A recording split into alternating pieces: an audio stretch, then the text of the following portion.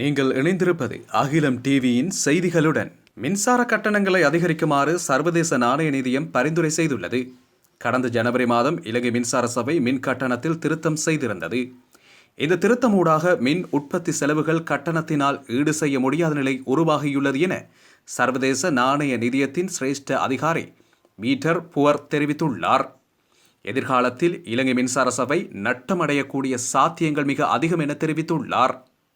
குறிப்பாக புதிய கட்டணங்களின் காரணமாக செலவுகளை ஈடு செய்ய முடியாத நிலை ஏற்பட்டுள்ளதாக தெரிவித்துள்ளார்.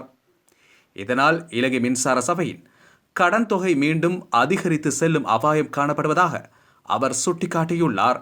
அவ்வாறு கடன் அதிகரித்தால் இலங்கை மின்சார சபை அரசாங்கத்திற்கு மீண்டும் சுமையாக அமையக்கூடும் என எச்சரிக்கை விடுத்துள்ளார். எனவே மின்சார சபையின் செலவுகளை ஈடு செய்யக்கூடிய வகையில் மின் கட்டணங்களில் திருத்தம் செய்யப்பட வேண்டும் என தெரிவித்துள்ளார். நட்டமடையாத வகையில் விலை நிர்ணயம் செய்யக்கூடிய விலை பொறிமுறையொன்று காணப்படுவதாக அவர் சுட்டிக்காட்டியுள்ளார். எனவே இந்த முறையை பயன்படுத்தி விலை திருத்தங்கள் மேற்கொள்ளப்பட வேண்டும் எனவும் மேலும் தெரிவித்துள்ளார். உள்நாட்டு செய்திகளை உடனுக்குடன் அறிந்து கொள்ள அகிலம் டிவியின் யூடியூப் சேனலை சப்ஸ்கிரைப் செய்து கொள்ளுங்கள்.